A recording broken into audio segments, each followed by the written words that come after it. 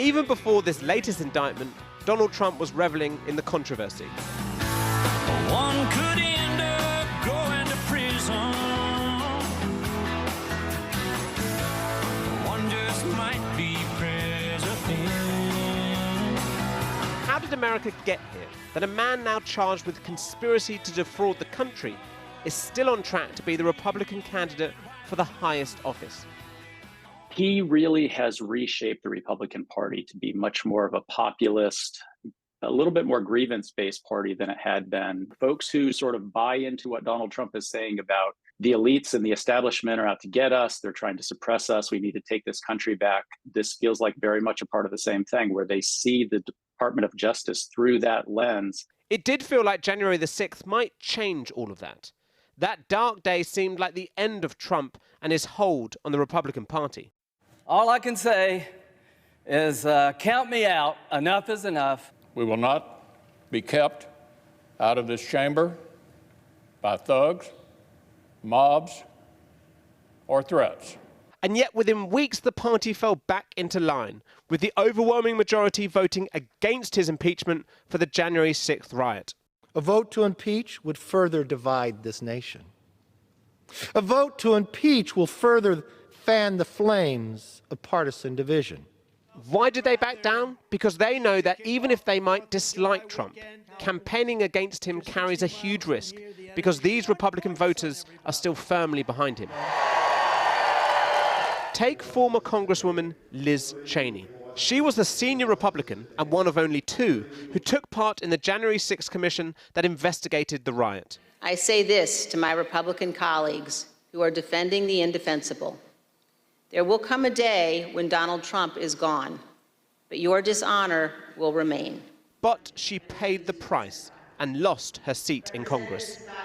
And then came the midterms, another moment when we thought Trumpism might be on its way out.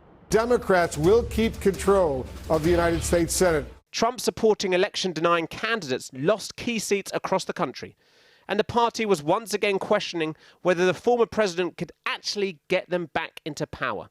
This is a time that Donald Trump is no doubt in the rearview mirror, and it's time to move on with the party. And then everything changed once again with this. Yes, I love Trump. In April, Trump supporters rallied around their man when he was arrested following his first indictment in New York for alleged hush money payments to an adult film star. And that was almost like a vaccine against some of these other indictments. With the traditional vaccine, you get a little bit of the disease so your body learns to fight it and it can stave off the other diseases. That's pretty much what happened with that Alvin Bragg indictment. It vaccinated Donald Trump against some of these bigger, more serious charges that have come against him since. He was dragging along at 35 to 40% of the Republican primary electorate. After the Bragg charges, he sort of bounced up towards 50%. So this latest indictment, while arguably the most serious, is unlikely to shift the dial when it comes to who the Republican presidential nominee is. And so it looks like we're in for a Trump against Biden rematch in 2024, another tight race for the White House. It'll be interesting to see where those independents fall. Are enough of them shaken by what they've seen in some of these court trials that they say, okay, I can't abide him?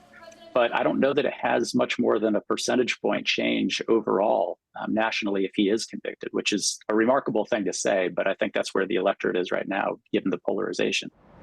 And so a defining race is now on in America, between the fast-paced electoral cycle and the slow wheels of justice. Will Donald Trump be found guilty in any of the cases against him before he's nominated or even elected president? Well, let's go back to Washington, where we can speak to Joe DeGenova, who was a campaign lawyer for Donald Trump and also served as U.S. Attorney for the District of Columbia in the 1980s. Thanks for joining us. What happens if Donald Trump goes to jail?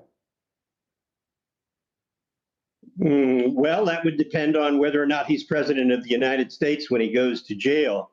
I think it's rather premature to ask that question, actually. First, he's going to have to be convicted. Then he's going to have to be sentenced. All of that's going to take quite a bit of time, given the fact that we're in a campaign season. We don't know whether or not any of these trials will actually occur before the election. And let's assume he's elected president of the United States. He certainly will pardon himself of any federal crimes. And if he is unlucky enough to be convicted of any state crimes, assuming he is sentenced, That will be a fascinating question for the governor of any state where he's convicted, whether or not they want the sitting president to function out of their state penitentiary. What we've heard today from a lot of Trump supporters is a lot of mud about the judge, about potential jurors in Washington, D.C., about the Biden administration, about the weaponization of the Department of Justice. What we haven't seen is any detailed rebuttal of the indictment, of this 45-page document, which very clearly lays out what Donald Trump said at key times. Why is that? I mean, is there no substantive objection to what's laid out? Well, I think actually I've seen quite a bit of substantive objections to it here on TV in the United States. Perhaps you've missed it in the UK, but that's all right. The colonies sometimes are hard to read. The bottom line, the bottom line is this: there's going to be motions to dismiss. There will be plenty of opportunity to address these charges.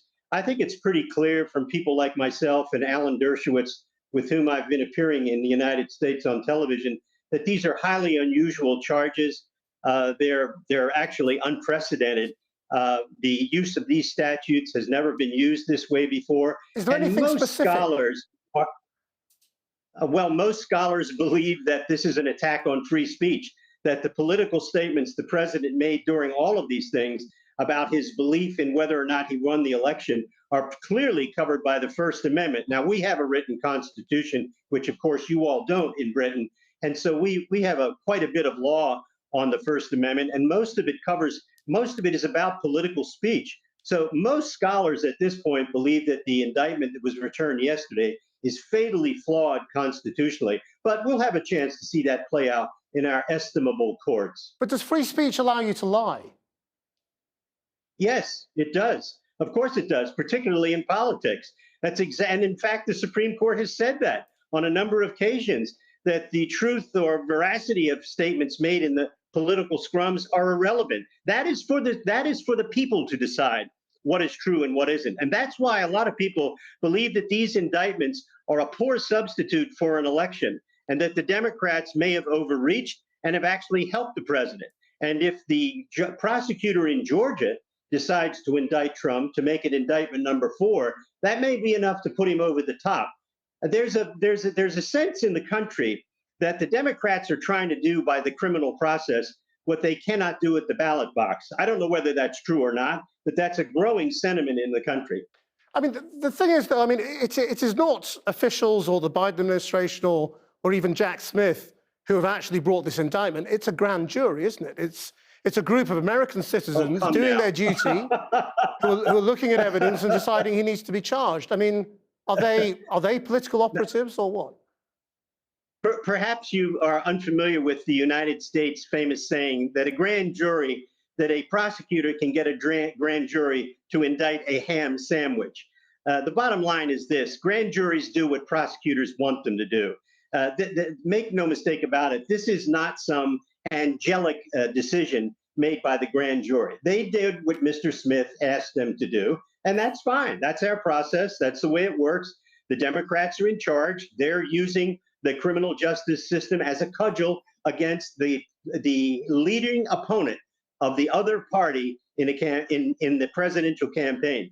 This has never happened before in the history of our country, where a sitting president has allowed his Justice Department to indict his chief opponent twice in the election cycle. We shall see whether or not it'll be effective. Joseph diGenova, thank you very much for your time.